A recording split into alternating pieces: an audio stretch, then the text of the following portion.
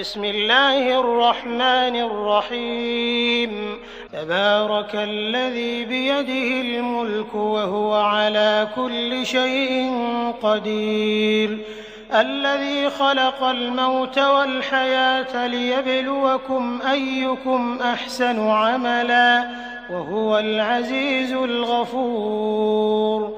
الذي خلق 7 سماوات طباقا ما ترى في خلق الرحمن من تفاوت فارجع البصر هل ترى من فطور ثم ارجع البصر كرتين ينقلب إليك البصر خاسئا وهو حسير.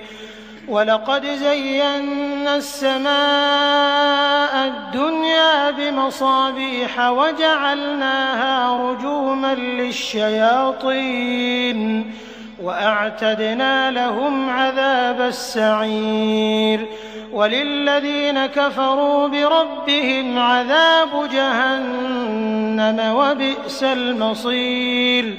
إذا ألقوا فيها سمعوا لها شهيقا وهي تفور تكاد تميز من الغيظ كلما ألقي فيها فوج سألهم خزنتها ألم يأتكم نذير قالوا بلى قد جاءنا نذير فكذبنا وقلنا ما نزل الله من شيء إن أنتم إلا في ضلال كبير. وقالوا لو كنا نسمع أو نعقل ما كنا في أصحاب السعير فاعترفوا بذنبهم فسحقا لأصحاب السعير. إن الذين يخشون ربهم بالغيب لهم مغفرة وأجر كبير. وأسروا قولكم أو اجهروا به إنه عليم بذات الصدور. ألا يعلم من خلق وهو اللطيف الخبير.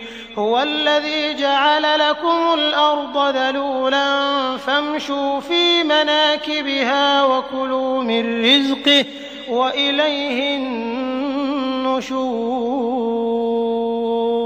أأمنتم من في السماء أن يخسف بكم الأرض فإذا هي تمور أم أمنتم من في السماء أن يرسل عليكم حاصبا فستعلمون كيف نذير. ولقد كذب الذين من قبلهم فكيف كان نكير. أولم يروا إلى الطير فوقهم صافات ويقبضن ما يمسكهن إلا الرحمن إنه بكل شيء بصير. أمن هذا الذي هو جند لكم ينصركم من دون الرحمن إن الكافرون إلا في غرور. أمن هذا الذي يرزقكم إن أمسك رزقه بل لجوا في عتو ونفور. أفمن يمشي مكبا على وجهه أهدى أمن يمشي سويا على صراط مستقيم. قل هو الذي أنشأكم وجعل لكم السمع والأبصار والأفئدة قليلا ما تشكرون. قل هو الذي ذرأكم في الأرض وإليه تحشرون. ويقولون متى هذا الوعد إن كنتم صادقين. قل إنما العلم عند الله وإنما أنا نذير مبين. فلما رأوه زلفة سيئت وجوه الذين كفروا وقيل هذا الذي كنتم به تدعون قل أرأيتم إن أهلكني الله ومن معي أو